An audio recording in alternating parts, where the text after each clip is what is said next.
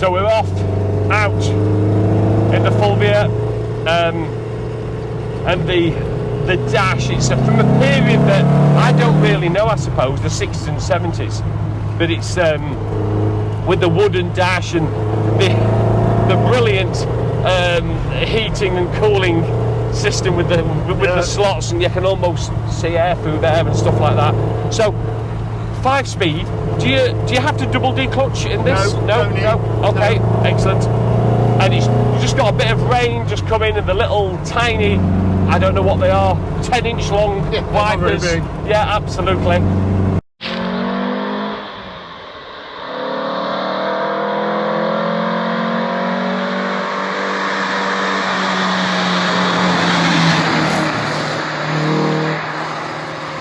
A couple of real twisty bits up here, and during, you say you use this car pretty much all the time? All the time. Is it at a weekend? Yeah. Weekend, every weekend this car is out all weekend.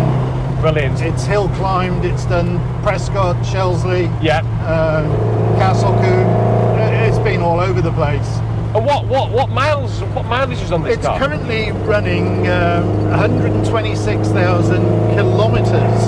Wow, okay. I don't know whether that's second time round. Yeah. I really don't know. Yeah. Previous owner had it for 30 years, and I know he used it all the time. Yes. The car was fully rebuilt in 2005. Right, okay. That's when it was painted. Yes. That's when the plexiglass went in. Got you. But I don't really have any history other than a load of scrutineer and stickers and documentation. Okay. I don't have any. I don't know what camshafts are in the car. Right. It's certainly not stock. So, but I suppose when one of these Fulvia coupes comes up, I suppose you can't be picky, can you? Because there's just not enough of them.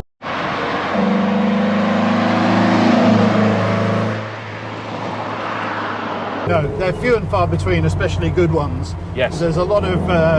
There are some that have come from South Africa because they're right-hand drive. Yep. But the South African cars, the same with the Alfa Romeo 105 GTs. They were built and assembled locally. Yes. Okay, so they're not really a pure Italian. Got you. You know. Yeah. So if you get a European car that's lived all its life down in Italy, dry climate, it's going to be solid underneath. Yeah. Was this always red, do you think? Or? I don't think it was red. Okay. From what I've seen, I think it was like Longchamp bronze. Okay. A metallic colour. Yes. But it's certainly been red since 2005. Yeah. And it just suits the car. And what about it being a left hooker then? Hey. So does that? Would you have preferred right hooker, or does it affect, or you just got completely used to it? Absolutely not. I prefer left-hand drive. Do you really? Absolutely. Well, I'm right-handed, yeah, and my gear changes with my right hand. It is just so much more. You're speaking like a continental now. It's just so much more fluid. Trying to convince the Brits that we've got it wrong. I'm telling you, I like to drive hard and fast. Yep. Fast and fun. Yeah, absolutely. And being left-hand drive, you're always following the curb. Yeah, yes. I find it a lot. The only time it's an issue is if I'm on my own and I need to overtake. And you can't see ahead. Yeah.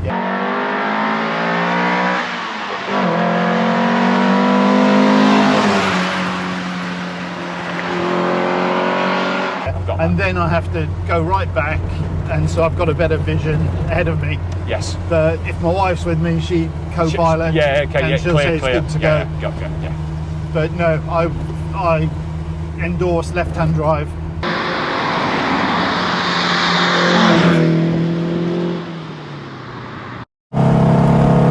So, Julie, what about values then?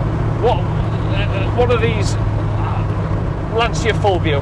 What from a project all the way through to one like yours now? Where are you? Because I have no idea. You can buy a project for around £4,000. Right. But to bring it into a very good standard, you're probably going to put 15 to 20,000 pounds in it. Yeah. Okay. So my advice is always buy the best you can. Yes. Buy the best you can. Let somebody else sink all that money into it. Yes.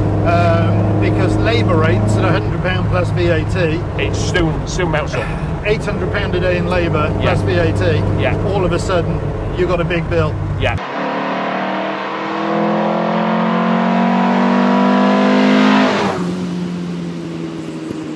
And there are some very good used ones around. Right. Okay.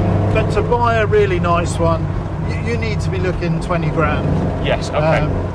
However, when you 20 grand, not that I'm saying that's not a lot of money, of course it is, but when you think people are paying upwards of £40,000 for a Mark 1 Escort, which came from the factory with a 4-speed gearbox and drum brakes on the back. Yeah. Yes, great rally car, don't get me wrong. But is there any stigma against the Fulvia because it's front-wheel drive, do you think? No. Or not? No. If you go back to the 60s and into the early 70s with rallying, Monte Carlo and what have you. Look at the Mini. Exactly. Look at the Mini. The mighty Mini Cooper S, Paddy Hopkirk. Yeah, absolutely. Front wheel drive, took on Porsche 911s, Yeah. took on Alpines. Yeah, yeah. You know, and won.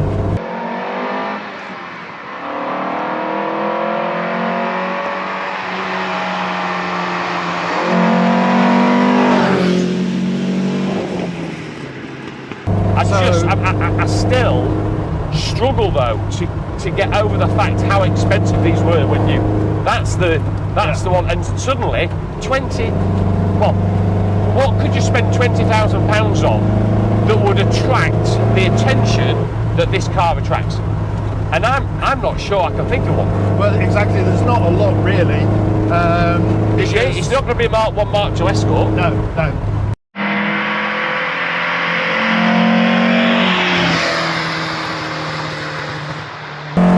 Considering this is a 1300, and it's 54 years old, and the way it's revving, and you can smell it, the vibration, the ride is actually really, really compliant, I think, certainly by modern day standards, and but you can smell it, hear it, feel it, and it's going really, really well.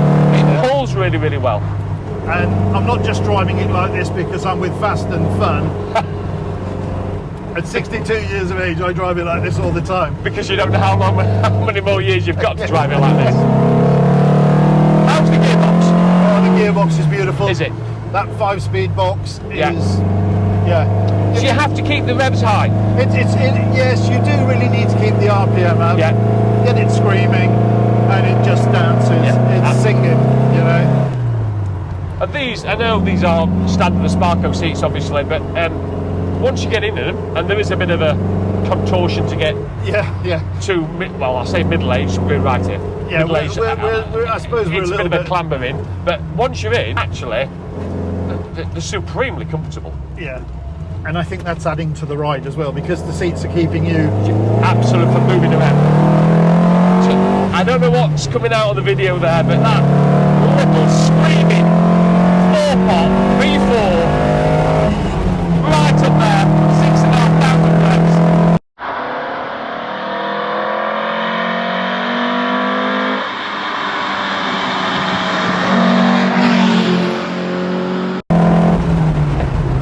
I am so pleased that cars like this exist, and more importantly, people like you, Julian, use them. Because I want to see these on the road for as long as they stay here. I think it's really important. Absolutely. It's a flowing road, no tight corners on it. I think it's nice that my grandchildren are aware of it, you know. It's far from EV. I will never do EV. It's just an absolute pure car that was designed by passionate people in Italy that wanted to do motorsport, took it rallying, won loads of events. Yes. You know, it's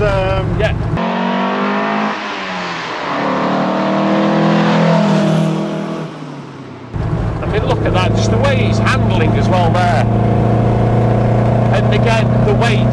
That adds, the lack of weight makes cars so much more connected. The feeling on the road, because he's having to brake less. There's less to accelerate. There's less. Yeah, you can just inertia when you're cornering. Yeah. I mean, we're going along it, and it's doing what the MX-5 does, only turned up to 11 out of 10 in regard to the speed and the momentum. But you're driving the car. It's not sat back just cruising along and going effortlessly fast. No. You're having to drive the car.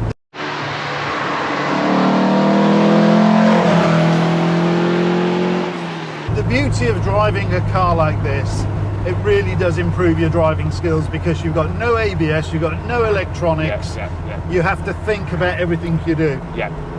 But because the Italians put the Girling 4-pot calipers on the front, twin pots on the rear, you've got brakes that are as good as a 2019 car. Yeah. You know?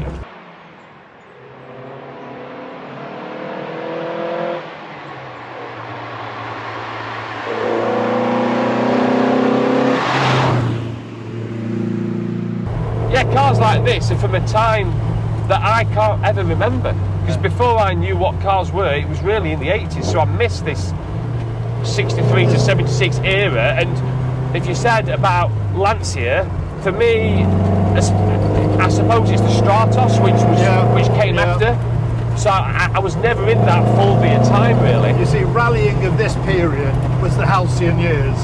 These guys were driving at sort of 70 miles an hour on a forest track with trees either side, hitting speeds of 70 miles an hour. Okay, 70 miles an hour doesn't sound a lot to the generation today. Yeah. But when your rough surface is 8 feet wide, I know, and you've got people in the trees.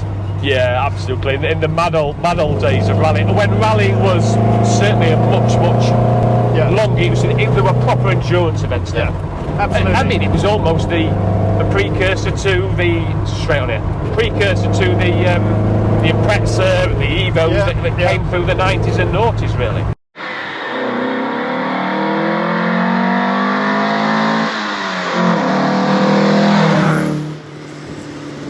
And when this car was being thrown around rallies in the forests, the teams didn't turn up with their big American RVs and a chef and what have you. Yeah.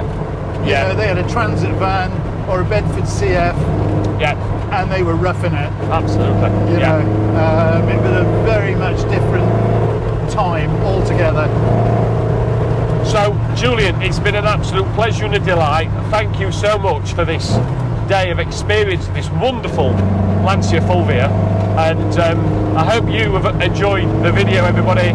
If you have, as always, please thumbs up, subscribe, stay tuned. Another video next week. Thanks for watching, guys. Thank you.